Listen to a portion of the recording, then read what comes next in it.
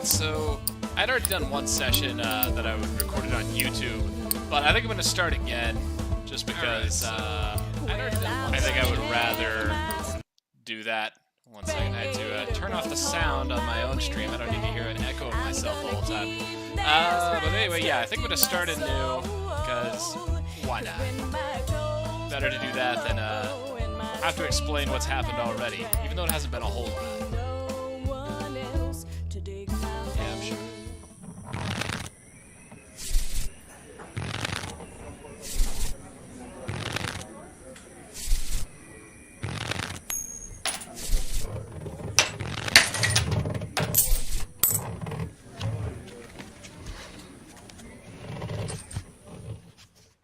Night has fallen and you're weary from travel. Stars fill the sky above, and in front of you is a brightly lit wooden house, the only building you've seen for days. You walk toward the house, hearing the sounds of laughter and talk as you reach the door and push it open.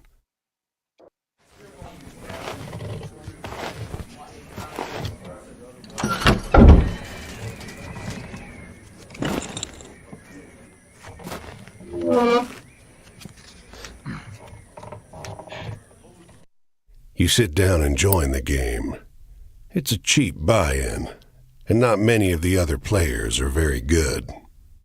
The lady fiddling with dice gets good cards, but has no real strategy. The man to your right seems to just hold on to the highest cards he has, regardless of suit or any consideration of matches. That sounds like me. That's how I play poker. The man in gray across from you, though, he's good. He already had the largest pile of coins when you bought in, and while your winnings grow quickly, you can't quite catch him. One by one, the other players leave the table, sometimes with pique or with wry humor, leaving their winnings with you or the man in gray. If the sound or whatever needs some work, also just let me know. I haven't streamed on Twitch in a good while. Like a real long time. Like Team Fortress 2 long.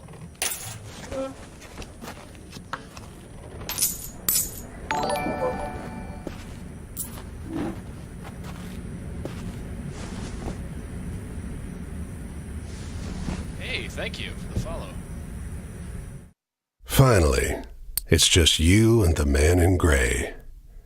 He looks at you, full of humor, and winks. Last hand? Shoot, He deals, you draw, and look at your hand.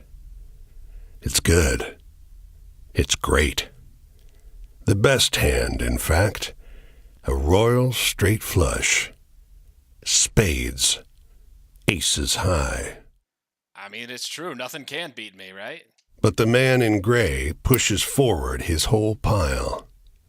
You're not sure exactly how much it is, but it's more than you've got. You can't match that. The man in gray stops you. Now, if you like, I'll let you wager your word. I know you'll be good for it. Just promise you'll pay the debt, however I ask. Well, that's an ominous promise. Let's make sure we have an unbeatable hand. Yep. 10, Jack, Queen, King, Ace. All spades. Well, shoot.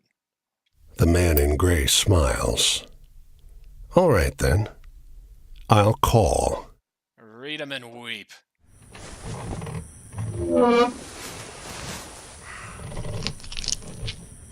Nothing's ever gone wrong with pledging your blood in a game of poker, right? Hey, that's our hand.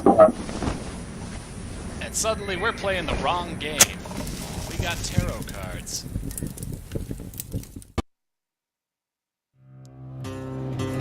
It turns out he's playing a much smarter game than we were. Well, your luck wasn't so good, was it?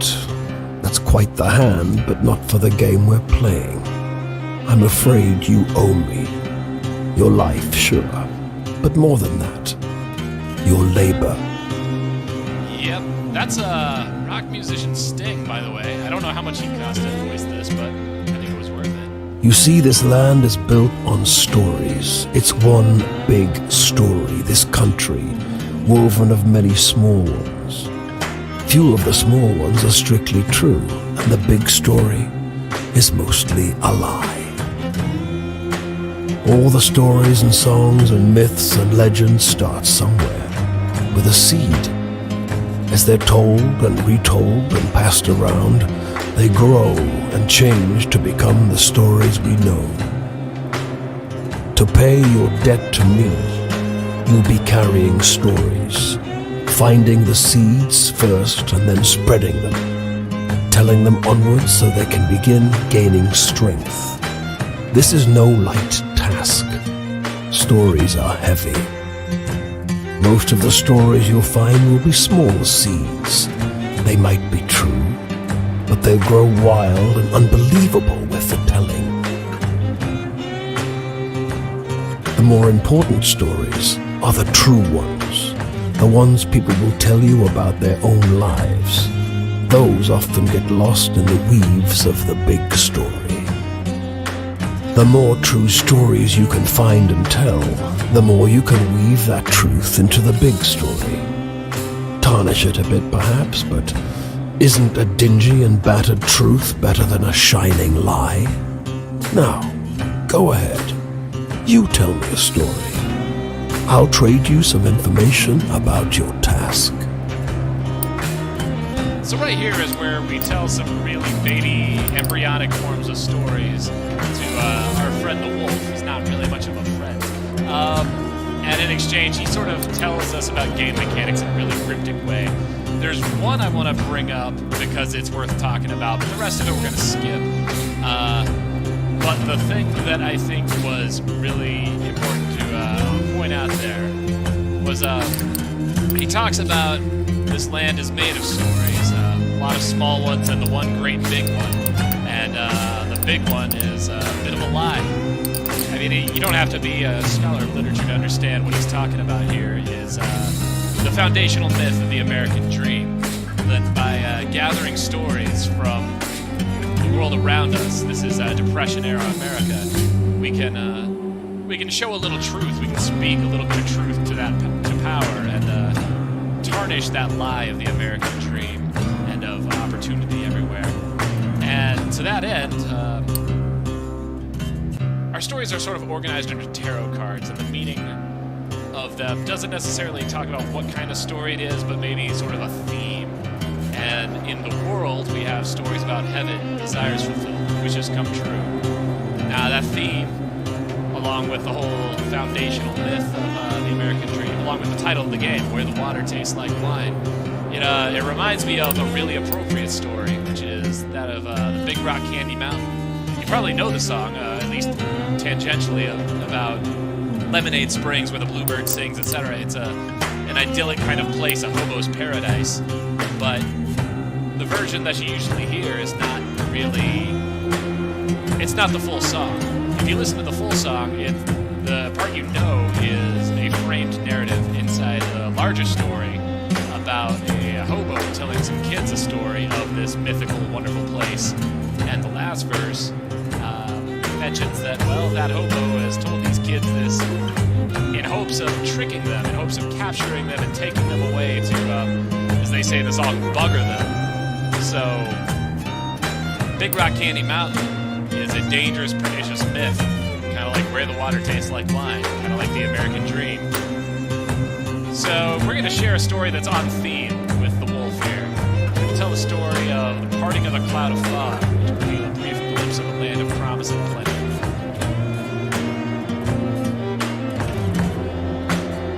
Your deepest desires, your greatest wish, heaven? Big Rock Candy Mountain? El Dorado, the promised land, that place just over the ridge where they all say that the water tastes just like the sweetest wine.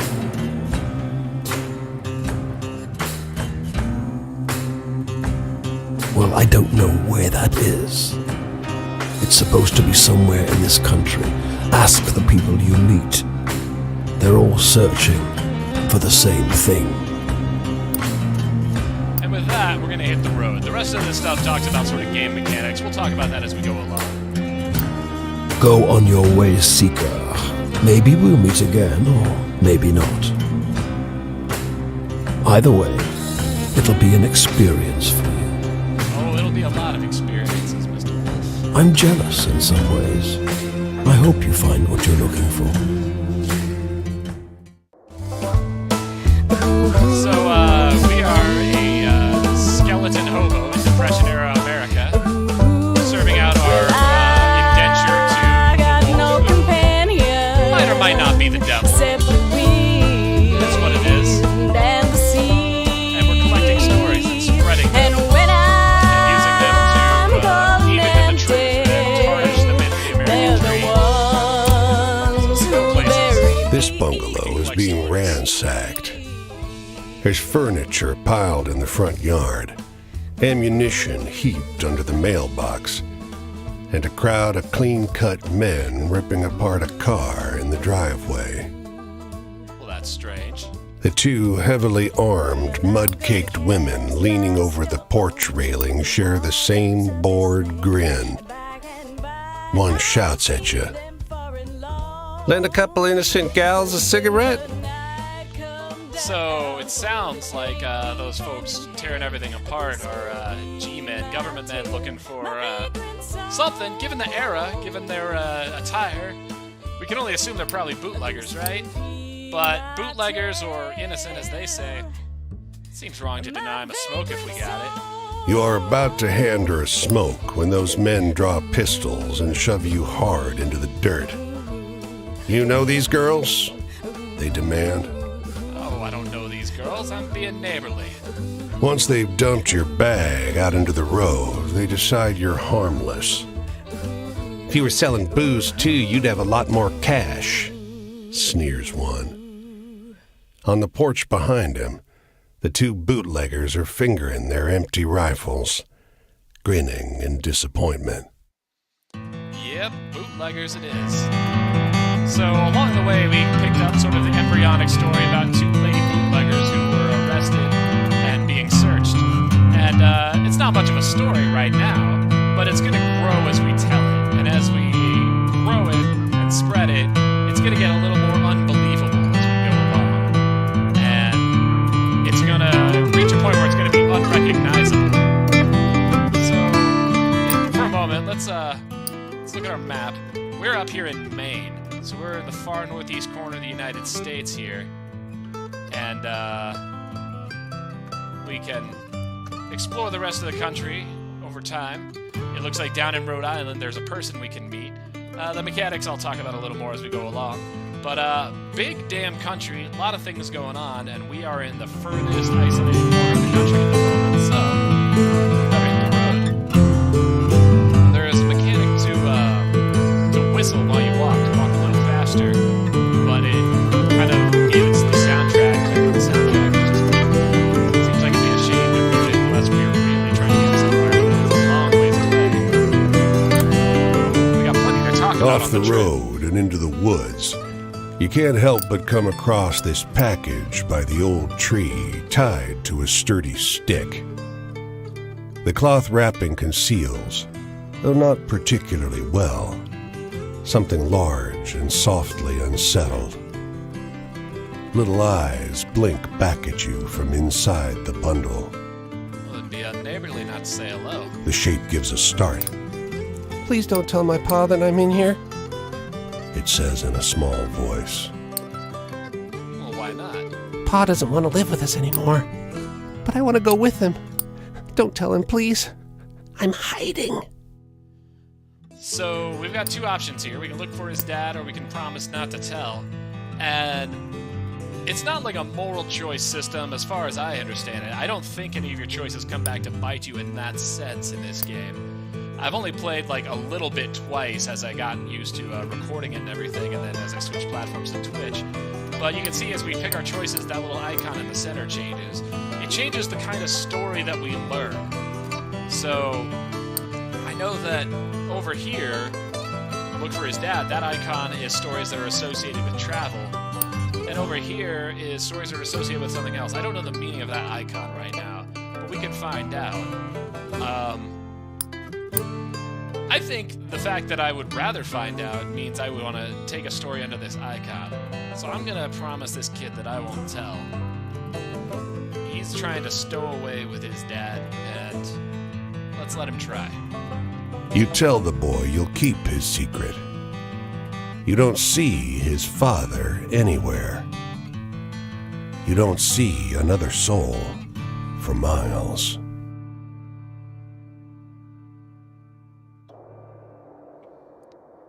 You know, I'm noticing that the chat box overlay doesn't seem to be working. I'll figure that out later.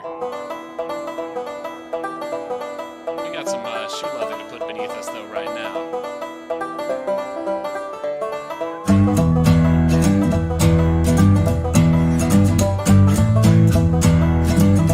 Here in Portland, Maine, we got a few things we can do. Let's start with our little search. They don't come every year, you know. The old man is sitting at the edge of a rotting old pier, crooked legs dangling over the water. He watches a pair of seagulls preen and groom each other on a rock just off the shore. So we can watch the seagulls, or we can ask why. One of the tricks to this game is you want to end up with like a diversity of stories, with like a diversity of moods associated with them. Happy stories, hopeful stories, scary, thrilling, and so forth. Sad stories too. The categories that these fall in, the tarot suits, don't necessarily change the kind of stories that you learn by their emotion, but it feels like having that diversity under the tarot suits and their larger themes is gonna be a better bet to building a diversity of stories. So instead of watching the seagulls, we're gonna ask why they don't come every year. Just when the fishing is going to be good. He taps great, black, thick globs of spent tobacco out of a huge ceramic pipe. I got another year, I guess. Another year of this town being here, he replies, letting a grin spread across his face. If the seagulls came, that means enough fish to keep it in place.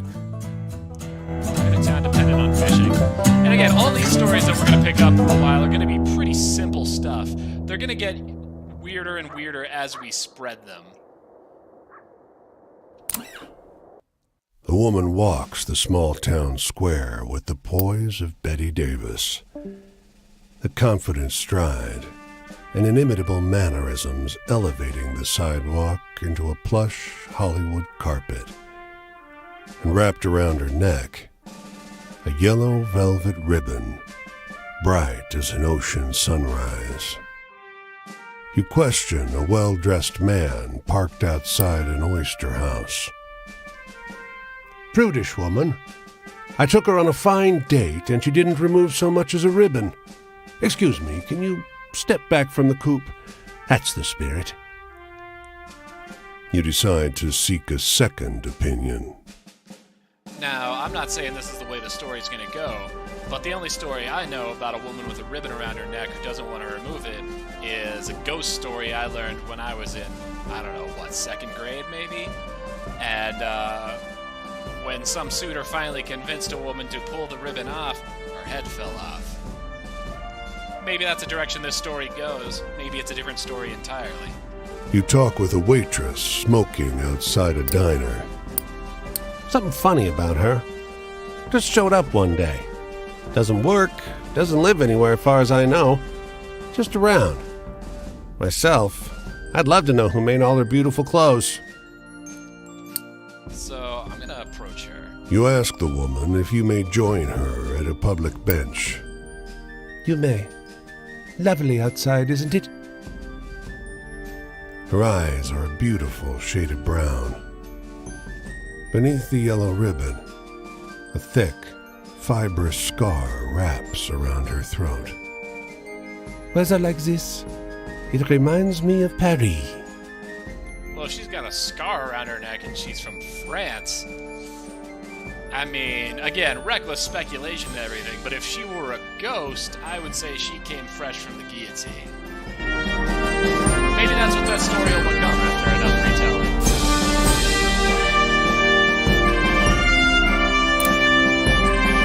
can see storm clouds on the horizon, and you don't relish the thought of being caught wandering this rocky seaside road in the rain. Fortunately, you find the lighthouse door open, with a daunting staircase before you. At the top of an ornate wrought iron spiral, you're breathless and feeling the strain on your knees. Rain already batters the walls outside. You can only knock on a heavy wooden door leading into the upper level. Muffled voices and light seep in beneath the door. "Looks like we got a visitor." Sounds like a man's voice, deep and rough. Well, behave yourself. I'll open the door. Another man, this one with a higher, more sonorous voice. "I always behave myself." He feigns indignation, but his tone betrays affection instead. Can I just say I love the narrator's voice and I am deeply jealous of it. After a moment, the door unlatches from the inside and opens. The man before you is tall and muscular, with a hint of a paunch beneath his wide chest. The heavy iron knob on the door looks nearly dainty in his huge hand. Despite the rough exterior, this room looks like a well-appointed parlor. There's a rug on the well-trod wooden floor and an enormously plush couch. And sat upon it is a stocky fellow grinning through a great hazel-colored beard. "Tea?" he offers, hoisting a teapot. So, we've got a story that looks like it's associated with love, or we don't really know what the sun icon is. Been here long. I would like a love story, because it sounds like that might be something happy. And in Depression-era America, I gotta assume happy stories are a little harder to come by. Oh, we manage. The tall one sits on the sofa, casually wrapping an arm around the other lighthouse keeper. The quiet suits us just fine. He needs his quiet time. He's a writer. The tall one grunts. I dabble. But you must have some good stories from the road. I have some. You wake up the next morning on their old sofa, still warm from an excess of tea. And cakes? There might have been little cakes. Prodigious snoring rumbles in from the floor above you, and you quietly take your leave. Seems nice to have a little love story out there, as hard as they are to come by. Especially, in an era like this, we're gonna hitchhike to get to the next place. We don't gotta walk on the road. We can't do this on every road, but on roads where there's cars, sometimes you gotta catch one. Not all of them stop for you, but some will. It's free, unlike the trains. It's safe, unlike the illegal rides on the trains. And that one just took us straight to Boston, where we got some more stuff to do. So, since we're around Boston, we're certainly not gonna just skip it. So there are certain parts where the narrator won't read things off, and I'll do that. I obviously don't have that wonderful, rich Corinthian leather voice that fellow had. But, red brick, green trees, blue sky. In this weather, Boston is beautiful. That is, until you make your way deeper into the city and get lost among the cramped, winding, shadow-haunted old streets. Now, we could explore, earn money, hit the train station, or go to the store. We don't have any needs right now. The thing on the right is our needs. It's sort of a mini version of The Sims. We got our health, we got our money, and we got our sleep. We're well rested, we're healthy. What we don't have is money. So let's earn a little bit while we're here. You wander the streets of the city looking for a way to make some cash. So we can panhandle or we can look for work.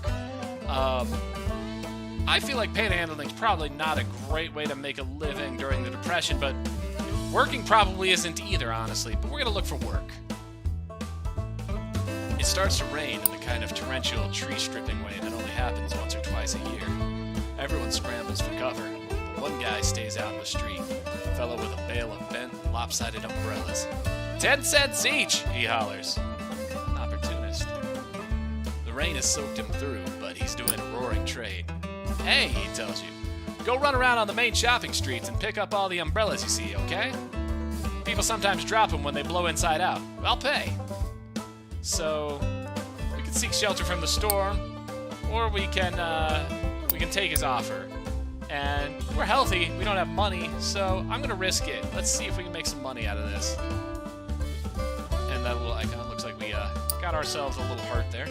He's right, there are umbrellas scattered all up and down the street like fallen birds. You gather up an armful, and the umbrella seller buys all of them off you for a couple coins.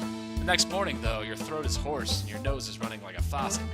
Damn it. So we traded some of our health for a bit of money. We can just buy it back if we get ourselves, you know, a nice sandwich here. But, then we're gonna lose that money. You know what? Health comes first. We're poor again. So, didn't do a lot for us, but that's alright. Let's explore Boston before we leave. It'd be a shame not to pick up a story here, right? This city is like no other you've been to. Crooked streets splay out in a maze of narrow passages, no two alike. Soon, you find yourself in twilight, utterly lost. Bright light crests around one corner, a car approaching. Yeah, let's keep walking. Unable to afford rescue, you keep walking. The asphalt turns to crooked cobblestones that threaten to wrench your ankle out of place. Was this always a moonless night? The stars multiply, each one looking like a pinprick through which light is exiting the terrestrial world. It's hard finding your way through in pitch darkness.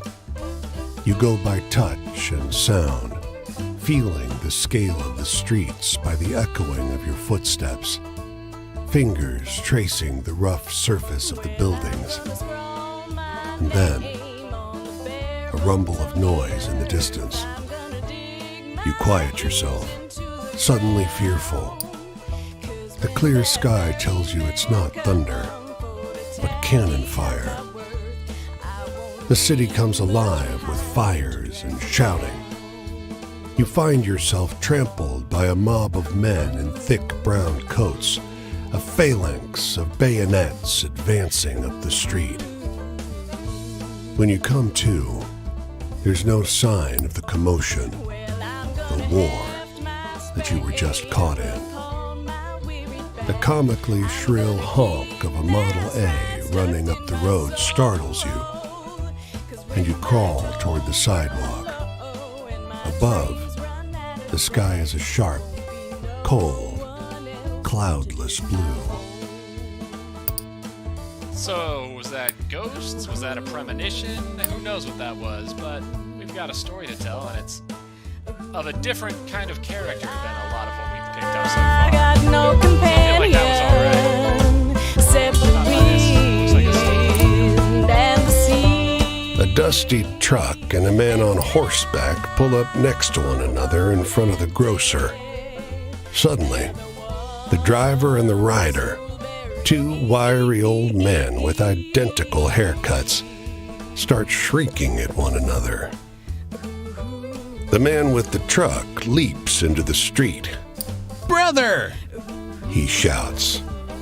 The one on the horse tumbles out of his saddle.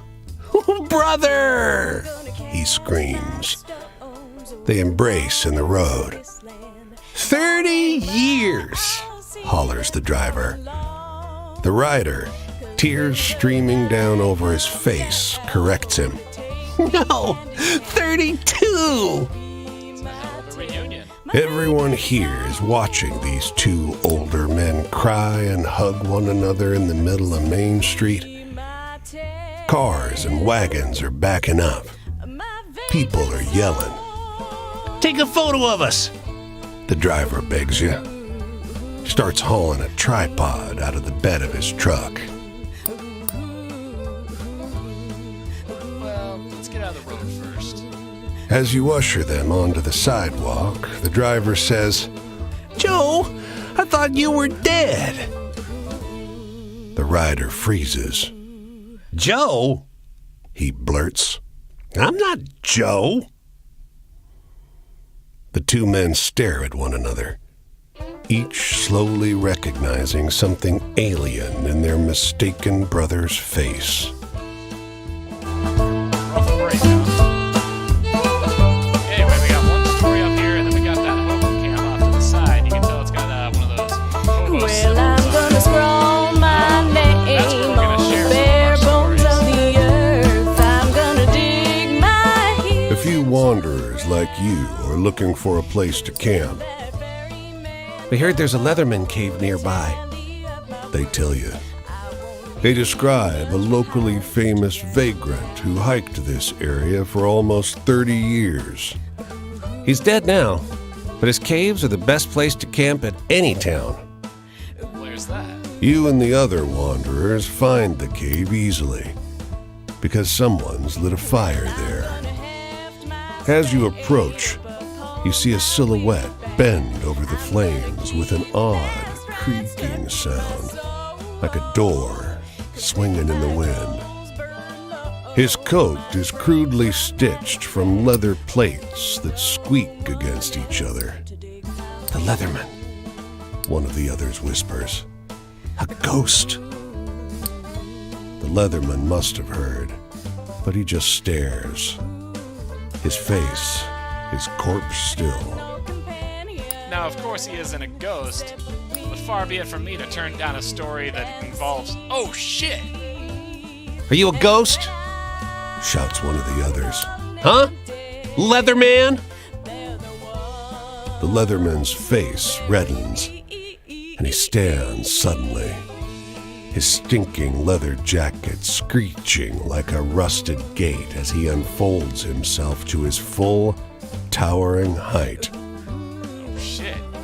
You're 10 yards away before you glance back and see the Leatherman standing outside his cave, hurling insults in French. Wait, You shout. Maybe he's not a ghost. he's a French ghost! The others scream. The Leatherman, wheezing, flings a rock. You book it. That's an interesting story. We got a ghost story now. My tale. So let's go check out this My camp. vagrant This is like soul. the real sort of mechanic of the game where you start using the stories you've collected. So we got Quinn here. Hey there, stranger. You're welcome to enjoy this fire with me, if you're respectful, that is. This here is my spot, and I ain't inclined to share it with any bad characters. You can call me Quinn. I don't think we're a bad character, though we are a walking skeleton. You're awfully not judgmental about that. I appreciate it. These here are my venturing companions. Cass is the big un, and the one with the spots is Flip. Yes. I usually beat my way on the rails, but the road news said this town was fat, and the weather was fine. So I'm taking in the sights and seeing what I can drum up. I'm in the mood for something real funny like. So do you have any stories that are funny? And we got a little tutorial here. It talks about the mechanics. Basically, as we tell the story, if we match the mood of the story that they want, the eye up in the HUD on the top is going to continue to open. And when it reaches fully open, then we progress a little further in their story, and we learn a little bit about them as people. These are the true stories that we need to get for our job to the wolf. If we get enough of those, we can tarnish and kill the lie of the American dream. So, yeah. We want to tell stories that they want to hear.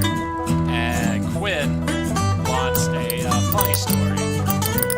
Now, it's something I hadn't noticed, but using a they pronoun there, I don't know if that's Quinn's thing, maybe. Seems, 1930s, I don't know if that was really a thing. Maybe it was. But, I can't tell if Quinn's a little boy or a girl. Who knows? Anyway, I feel like we had a funny story with the two men who mistook each other for brothers. Funny in a sad way, but it's about as much as funny gets in these days, right? share that. I'll remember that one. A couple good jokes can get you out of a fix sometimes. And there we go. See, the eye opened a little bit. As these stories spread and other people start feeding back the more exaggerated versions, the ones that have grown and become a little wilder, then when we start hitting the right, kind of categories, the eye will open more. The stories will be more powerful. Well, I don't know a whole lot about the past, but they say there's an Injun grave around these parts. Say it's haunted and full up with angry spirits.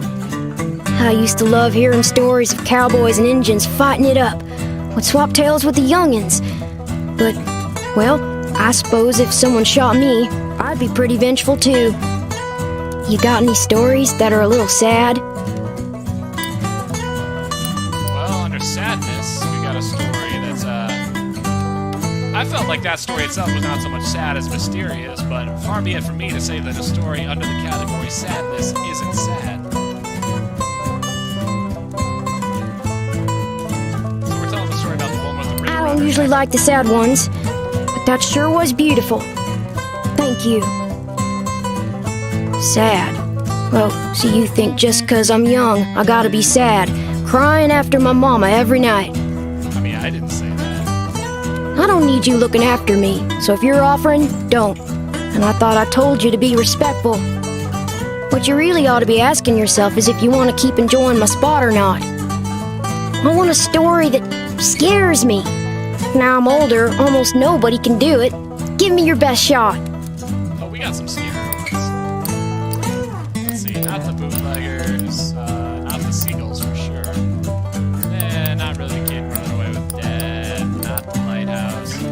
I know we got something scary. Yeah, the Leatherman's Cave. That's a scary story. That's a damn ghost. That was a chuckle to be sure. But do you know anything more lively? Alright, well, Quinn thinks that was a funny story instead. Traveling. Fine. I sure do love it. And I seen some pretty things out there. I seen serpent trains passing on a green and gold sea. I seen mountains so tall and forests so thick, nobody will ever tame 'em. I once seen a bunch of townies skinny dipping in a river. That sure was something.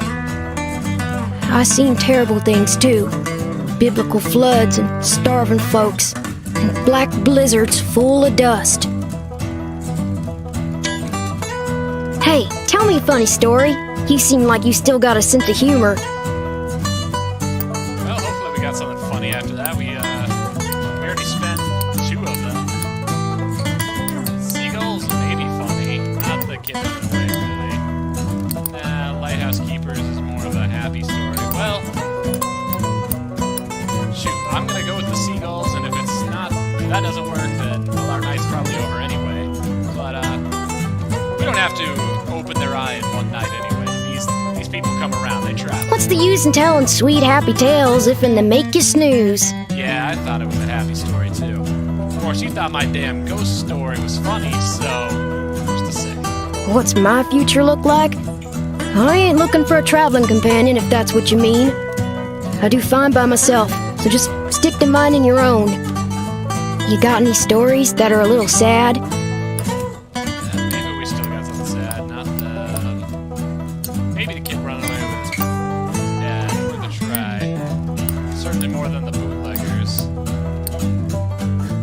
Worth a try. Huh, shoot. I ain't teared up. Just got something in my eyes, all. Story hit a little close to home, Quinn. My family. There ain't no way I'm gonna start jaw-flapping about those bastards. Judases, the lot of them. Enough said.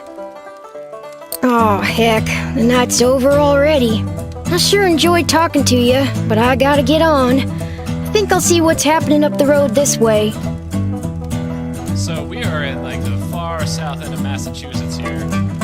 Looks like Quinn is heading down to Maryland. So we'll meet again if we start heading out in that direction. But in the meantime, we have opened Quinn's eye, and that means that the next time we meet, we'll learn a little bit more about them. The tramping life suits me just fine. Every day is a venture.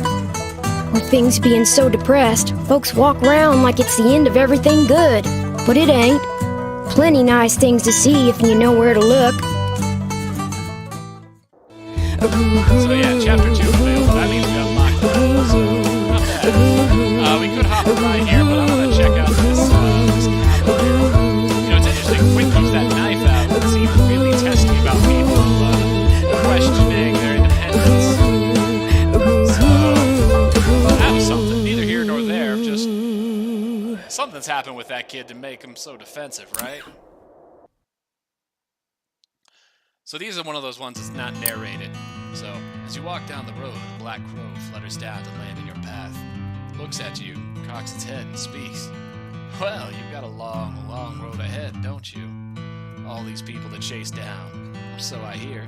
It laughs. I got some experience when it comes to chasing folks. Well, you could tell me about that, Mr. Crow. Well, if you want, you could go find your friend again. Ask him more about their life. You might want better stories this time, though. Peers up at you. Didn't they tell you where they were headed next? Yeah. Hey, the world's full of people. Bet you could find another friend like that if you went looking around. There's more than one interesting person in this land for sure. Gives a gravelly laugh. That's what humans say, anyway. With that, it launches into the air. And disappears. So the crow sometimes kind of shows up to give us little midway game tips. That one's basically telling me, hey, next time you meet Quinn, the meter is going to take some heftier stories to move. So you're going to need to gather some stories that have Crow in the telling. But we don't have to. We don't have to go around preparing just for Quinn. There are plenty of other people in this country to meet.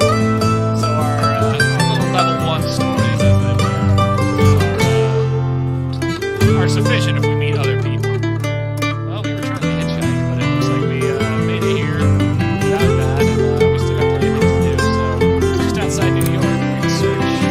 As you walk along the river near an unfinished bridge, men with a tool belt catches sight of you. Hey, over there, he calls out. You look like you could use a quick way to get some hard-earned money. Hard-earned is right. The bridge hangs high over a perilous drop. Well, I sure could use some money. Great, he exclaims. Suppose you'll want a safety belt. We Thunderbird people don't need them. We fly when we fall. He chuckles. No, I don't know what that means, but I'm pretty sure that as a skeleton I am not a Thunderbird person, so I will obey the OSHA safety regulations and belt up. You find yourself up high, looking over the rushing river that crashes around the foundation of the bridge. As you work side by side, the man mentions, "You can see Thunderbirds up here if you know how to look." You ask him to explain. Practice your peripheral vision, if you dare. Last thing you need up here is for them to see you seeing them and come swooping at you, he says laughingly. Shoot, let's try. You only see the clouds thicken. It sure does pass the time working. The man pays you well when you're done with the job. We didn't actually get any money out of that, I'm pretty certain. But, that's alright. There's another thing up here. I know what this icon means, but let's let it play out. So these are not narrated. The man reads the newspaper with barely contained horror, his grimace spreading wider and wider as he makes his way down the page. Suddenly, his frown cracks into something with a little more amazement in it. Whoa, he says. What's the matter? He reads out a story about the 4 identical men born to 2 different mothers who confuse themselves amongst each other. You're shocked. It's the story of the 2 men who each mistook the other for his missing brother, but with some bits changed. You think this really happened? He asks. Now, we can tell him it's all made up, but I feel like we want to confirm this and hope that contributes to the story continuing to grow, so heck yeah, I believe that story. He shrugs. Sounds like nonsense to me for sure, he says. Stuff they print these days. So, the story has grown in the telling, and now if we tell the story about the identical men meeting, it's now two identical pairs getting themselves confused. Let's see what's happening here in New York City, in the middle of the damn depression. So we still need money, we're healthy again. The air stinks of gasoline and trash, and you're boxed in by brick. But damn, there's something invigorating about that stink. God! You feel like there's an engine in your chest. Let's earn some money before we explore. You wander the streets of the city looking for a way to make some cash. Now, we did a little bit of work last time. Let's panhandle, see how that works out. Not a single cent all day. No one will even look at you. You're not sure whether they're embarrassed they have so little charity, or embarrassed they have nothing to be charitable with. Well, nothing. Guess we are moving on from there. But let's not leave New York without a story. The engines belch black smoke as the ferry churns gray water into froth. A broad-shouldered figure leans out over the rail, eyeing the skyscrapers on the horizon. Nearby, a man and a woman speak in low, urgent voices. He takes her wrist gently. She is weeping softly. So we can listen to the couple or talk to the man. I feel like we've already got one or two stories in the love category and some happy stuff. I don't know what the man is about, so let's talk with him. The man gives you a once-over as you approach. His newsboy cap is ragged with age. You look familiar. Did I meet you at Union Square? At Union Square, you say? The demonstration. It got bloody, but I'm used to that after Italy. He claps a hand to his hat to steady it from the breeze. When Gramsci was arrested, many of us had to flee. I came into New York, and here I continue our efforts. The workers' voices will be heard. So, I'm not a great historian of communist movements, but he's talking about Antonio Gramsci, the Marxist leader who had been arrested by fascists in Italy. He died in prison. It sounds like this guy is fleeing because of other persecution of Marxists in Italy, which ought to give you, a little bit of a historical reference point here. We're gonna stick out our thumb, but probably not for long, because it looks like there's a couple spots we want to stop at. Yeah, we don't need to hitchhike. We're gonna stop at a few places on foot before we head over to Philadelphia, crossing over from New Jersey to Pennsylvania. Hey, it's our friend the Crow again. And this is sort of just a tutorial thing. He's going to tell us about trains. We understand trains. Trains are a technology. I just want to talk about trains and cars. Don't you want to ride trains and cars? I got so many opinions about that stuff. So, we can ride trains by paying in a city at a train station. That'll get us where we're going quickly and safely. Or we can hop in cars and ride for free, but there's a risk that we get beat up by the railroad bulls on the way. How's that for your health? The stream is a clear, reflective shade of blue, unusual in this region where bog iron colors the river's brown. Across the way, a goat with great leather wings laps up the water, its sunken red eyes fixed on your every movement. Well, based on where we are in southern New Jersey, I feel like this might be the Jersey Devil. You now notice the unnatural absence of wildlife. No fish swim in the stream. No birds sing in the trees. The winged goat drinks with a forked tongue, only abstractly concerned with your presence.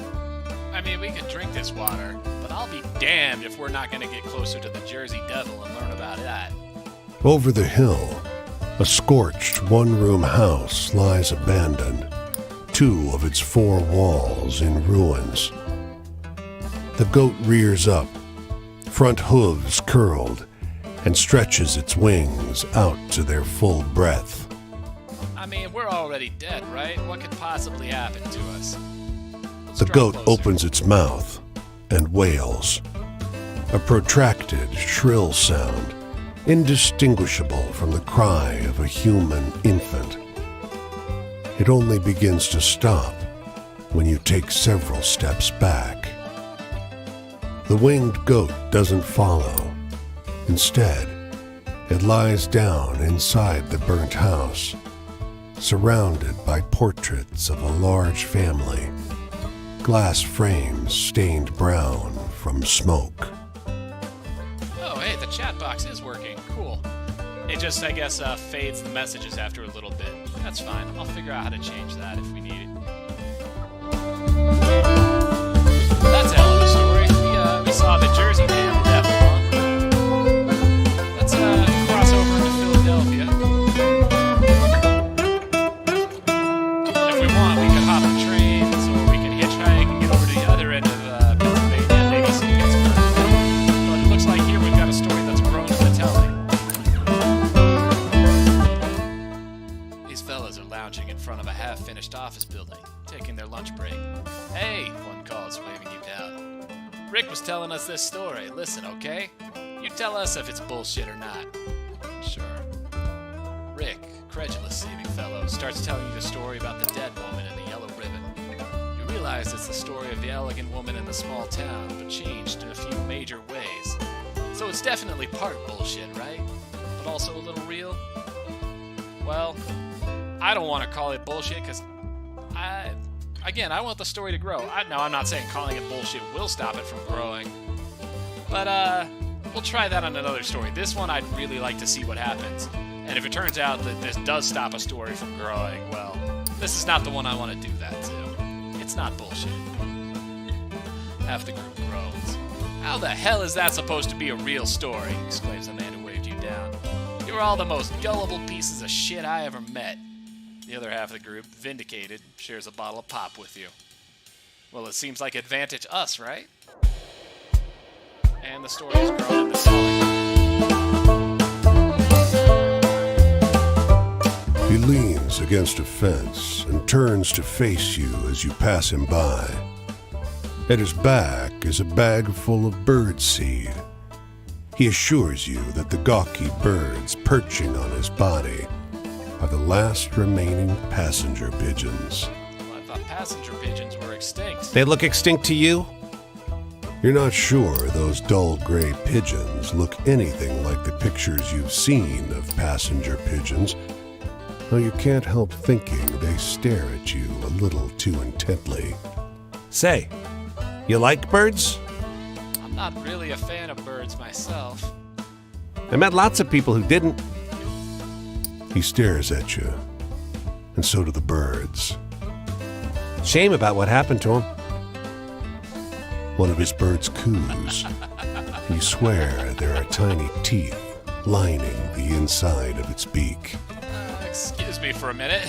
You sense it's about time you start moving on. You be kind to the little birds now, you hear? You hurry along the road, though the flapping of ungainly wings seems to follow you for hours. Shame about what happened to those people who don't like birds, I guess. So we got two hobo camps here. We're in Pennsylvania near Maryland. I think that one off in the distance is the one that Quinn said it'd be at. So I think this has got to be something different, probably.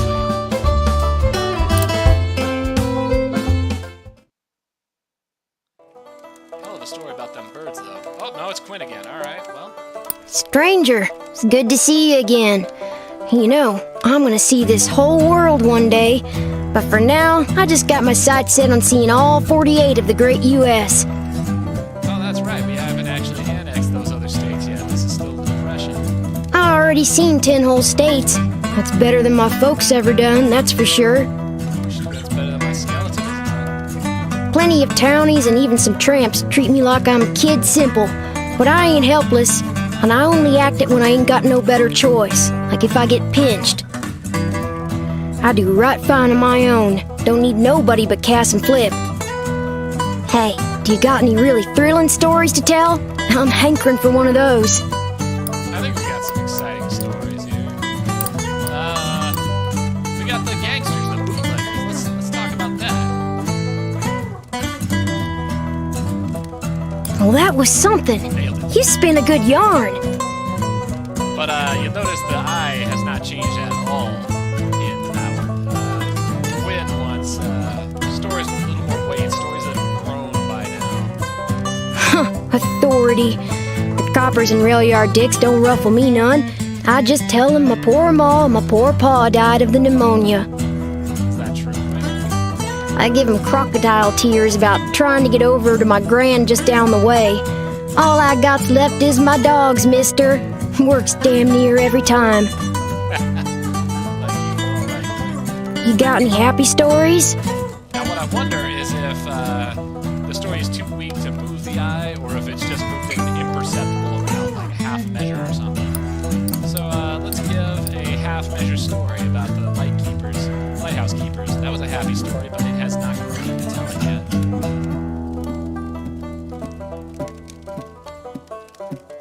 Sometimes I need a tale like that just to remind me it's not all depressed out there. And yeah, it looks like between the two of them, they amounted to opening up one increment on the eye. So yeah, we'll get this. Love story. Well, some of the songs say love is like being sick in your heart. Don't sound too pleasant to me. I love my dogs, but it don't feel like being sick. Being sick in your heart sounds more like getting Judased, something I know a thing or two about. Someday I'm gonna figure out what that involves. Just the situation where your family is. Hey, tell me one of those exciting stories. Alright, we still got any other exciting ones? Let's see. Winged Goat seems exciting, but what else we got?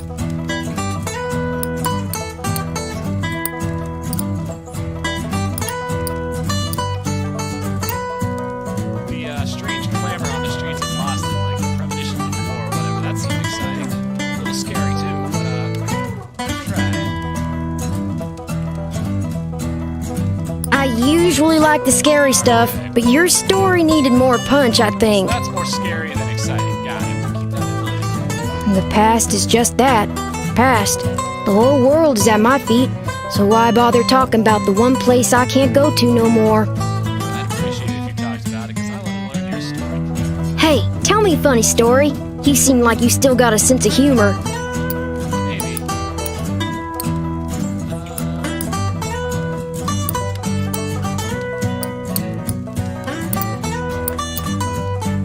I don't think we have any funny stories left. I think we're going to part ways, because I don't want to just throw good stories after bad and disappoint you, Quinn. Heading out this early? Well, travel safe, friend. I hope we meet again. Where are you going to? Decided yet? Maybe our paths will cross. I'm going up the road this way myself. Now, I'm not great with my geography, but western Pennsylvania by a river, it sounds like Quinn is heading off toward Pittsburgh. But I don't think I necessarily want to follow Quinn. I want to, grow some stories, learn a little bit more, and, come back later when I can, impress. Hope I'll see something fun. I generally do, There's interesting things to see everywhere if you're keeping your eyes open.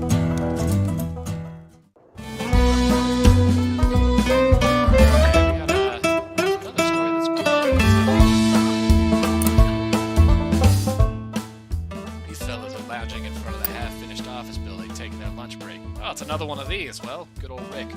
Anyone calls waving you down. Rick was telling us this story, etc. Tell him if it's bullshit.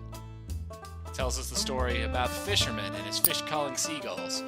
Realize it's the story of the seagulls and the fisherman, but changed in a few major ways. So part bullshit, etc.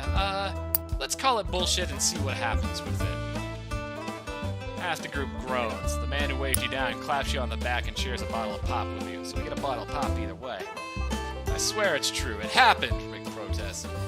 Yeah, Rick, you believe everything you hear. Move on. Alright, well, it sounds like the story grew in the telling either way, so we just want to tell them what we decide to tell. We could hop this train down to the other end of Pennsylvania. There's another hobo camp. We know that this one's not going to be Quinn. It's up to Washington, D.C. I'm interested to take a swing by Washington.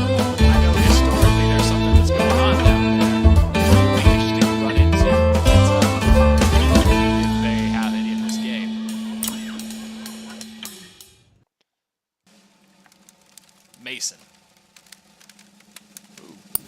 My twin brother Paul and I always got into trouble, but we were good. The recording's a little quiet, but I hope y'all can hear it. If you can't, just let me know. I'll start reading it out. We didn't do nothing to anybody till we left. Then we hurt a lot of people. Me, more so than Paul, because he didn't make it through. The march I was on, the bonus army, it's less a bonus and more an acknowledgement of what I've had to suffer. Civilians will never understand. So, for a bit of context here, Bonus Army, veterans of the First World War, the Depression started camping out outside of Washington. They demanded the fulfillment of their Army pensions, the acceleration of their pay. Because, I mean, shoes, the Depression, it's hard times. If you don't make it, what good is that pension, right? So, a lot of veterans who felt left out by the country after they had sacrificed in World War I. And looks like Mason here is one of them. So anyway, tell me a funny story? You seem like you know a few good ones. Some funny stories. Incidentally, the Bonus Army was the last use of American Army cavalry. American Army cavalry were deployed for action the final time against Bonus Army encampments. The story you hear in history class talks about Eleanor Roosevelt coming out of league with the Bonus Army and pacifying them, charming them and everything.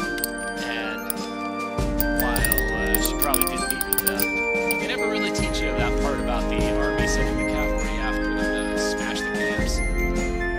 Interesting how you don't learn that. Anyway, Mason here wants a funny story. And I feel like the four identical men is getting funnier all the time. You're a little short on funny stories, but I'm going to gather some. Wish I could tell that one to my sister. The past doesn't even feel like it happened. It feels like it's happening in every moment, in every slumber. So it looked like that story opened the eye to increments. I'm guessing that each growing of the story improves another increment, and with each further encounter after you open someone's eye, they demand an extra increment in the stories to continue moving. I don't know that. That's just how it seems to be working. So, like, if we had saved this story until we met Mason the next time after his eye had been opened, it would only open that eye one increment. That's my guess. I don't know that for sure. When your memories come back to you, do they clutch at you? At your heart? Know any good jokes? I'm not so good at telling them anymore. I don't know if I got any other funny stories. I'm probably not looking saddest. Lighthouse Keepers, not funny.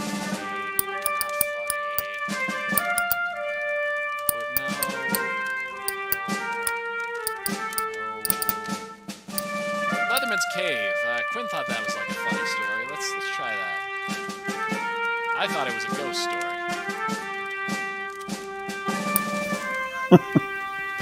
Yeah, Paul would have liked that one. Everyone seems to agree that it is not, in fact, a ghost story, but is a funny story. Fine, I'll defer to the wisdom of the crowd. Travel. Well, this walk feels like a little bit of freedom now and again. The flowers along the road make for fine company. Do you know any happy stories? Hopeful ones? We can tell some stories, but I don't know that I necessarily want to take them away. Incidentally, up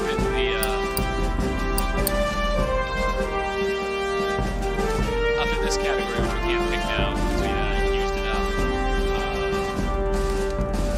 there was another story, which was Quinn's story.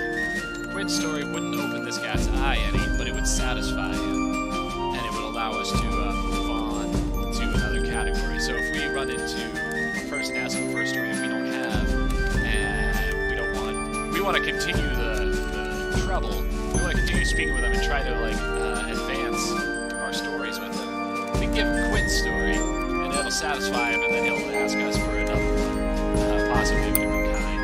So those wild card stories are nice, and it looks like we're going to collect another wild card story from Mason. I feel like our stories are spare enough at the moment that I don't want to dump too many into it. Here's the sun. I've got to go. I'm headed up the road this way. Will our paths cross? Well, he's not heading very far. He's headed just right back up to the overview was. But I'm not going to backtrack for that. Days come and go and the terrors return.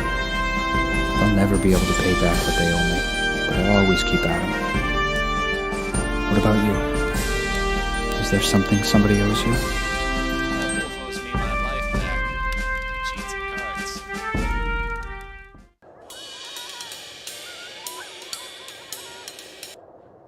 Let's stop in Washington while we're here.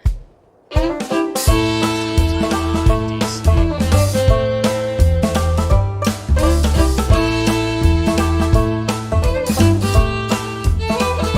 That'll probably be what we'll call it afterward. So Washington DC. It's hard to look at these shiny buildings in direct sunlight. You feel like an ant crawling among the tombs of giants. Away from the monuments, though, in a city that's a little more human. Well, we need some money still. We haven't got any. We spent the last money that we earned paying for the damage that we took, earning that money. Ain't that the story of the Depression? Panhandling didn't work out great for us. Let's look for work again.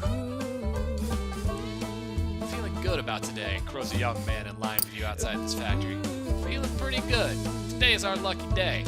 Oh, shut up, Bill. Every time you say that, nobody's hiring. Shouts a man from the back of his mind. Side with the cynic or side with Bill? Now, the cynic's probably right, but damned if I'm going to tell somebody to give up hope. Let's side with Bill. The doors burst open. We're taking all comers, shouts the floor manager. Bill gives a whoop. I knew it, he crows. You cheer along with Bill. Fuck you, Bill, the cynic shouts. You had nothing to do with this. Whether or not he did, though, you all get paid. So we got some money now. We could buy things. We don't really need, these things would help with our rest or our health. We're doing fine on those fronts. We could also spend our entire money to go elsewhere in the country. Along the trains, head to Cincinnati, Atlanta, Chicago, New York. I'm going to hang on to this money, because there's plenty along the coast, right? We got plenty more cities to see. Let's explore, pick up a station. The mailman's uniform is dated and worn. He sits on the edge of the road, head in hands. He looks up as you approach. Can you help? Car clipped me. I think my legs... Well, I'd appreciate it if you could deliver this for me. He holds out a brown envelope. The letter's addressed to a James Gibson Sr., 120 J Street. But the city stymies you. The blocks run straight from I to K. You stop a man for directions, but he shakes his head and laughs. Someone's playing a joke on you. There's no J Street. Well, it looks like both the stories progress in the same direction, so I'm going to keep looking. Because I'm curious why they would mark it J Street. Over here. A woman in a brown coat overheard your question. She steers you down an alley. Someone's chalked a big orange J on one wall. I thought Clovis was late. Go left up ahead. Old Man Gibson's the third on the right. As you round the corner, the world changes. J Street is a place out of time. Like the city forgot an entire street a century ago and carried on around it, oblivious. Even the noise and bustle of D.C. can't penetrate this little pocket. The man who answers is ancient and stooped. He peers at the letter. I think it's from my son. I don't see so well anymore. Will you read it to me? You tear the letter open. It isn't good news. We could tell him the truth. We could lie to him. I don't really know how I feel about this one way or the other. time being what it is, a little hope is good. We'll give him a little white lie. You read the letter, omitting a few key details, but his face still falls. "I don't think he's coming home," he says. "It's been so long. I don't think he's ever coming back." He takes the letter. "Thank you for bringing word, at least."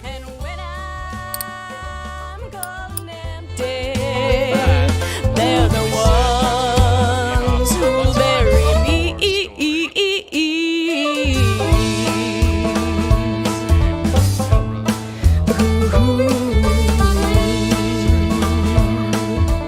Oh, there's a story way out here. Let's show the whistling mechanic. They added this kind of at the last second because a lot of people complained about how slow the walk is, and they added so whistling makes the trip go faster. I'll which is see nice them sentiment. far and But I hate that it long. kind of fades out the 'Cause soundtrack. when the night come down for to take me hand in hand, this will be my tale, my vagrant Especially when you song.